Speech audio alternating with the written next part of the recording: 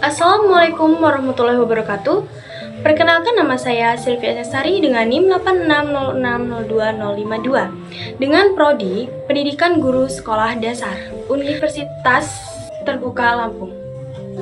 Di sini saya akan menyelesaikan tugas tutorial 2. Oke, pembahasan pertama kita akan membahas bagaimana filsafat ilmu mengawasi dan memperkuat eksistensi, keilmiahan, serta nilai-nilai dalam ilmu pendidikan. Jadi, filsafat ilmu berperan sebagai landasan kritis dalam ilmu pendidikan dengan cara mengkaji 3 aspek, yaitu ontologi, epistemologi, dan aksiologi. Ontologi yaitu mempertanyakan apa hakikat pendidikan itu, objek yang dipelajari, serta realitas dalam dunia pendidikan. Sedangkan epistemologi yaitu mengkaji bagaimana pengetahuan pendidikan diperoleh, metode yang digunakan, serta kebenaran ilmiahnya. Dan yang terakhir, aksiologi, menilai manfaat dan nilai-nilai yang terkandung dalam pendidikan, seperti etika, moral, dan tujuan pendidikan itu sendiri.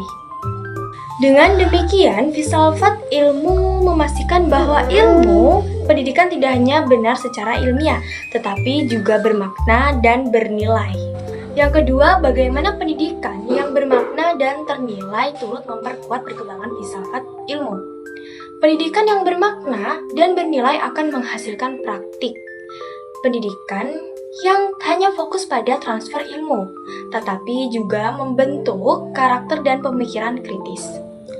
Hal ini memperkuat filsafat ilmu karena yang pertama, mendorong refleksi terhadap tujuan pendidikan. Yang kedua, mengembangkan pemikiran kritis terhadap teori dan praktik pendidikan. Dan yang terakhir, menjadikan pendidikan sebagai sarana pembentukan manusia yang utuh, intelektual, dan moral. Sehingga pendidikan menjadi ruang aktualisasi dan konsep-konsep filsafat ilmu. Oke, yang ketiga, mengapa filsafat ilmu disebut sebagai pisau analisis, ontologi, epistemologi, aksiologi dalam membedah persoalan pendidikan. Filsafat ilmu disebut sebagai pisau analisis itu karena apa? Ya karena digunakan untuk mengkaji masalah pendidikan secara mendalam melalui 3 pendekatan. Oke, yang pertama ada ontologi, menganalisis hakikat masalah, misalnya apa itu pelajar. Yang kedua, epistemologi, mengkaji cara memperoleh solusi, metode pembelajaran yang tepat. Yang terakhir, aksiologi, menilai dampak dan nilai dari solusi tersebut apakah bermanfaat dan etis.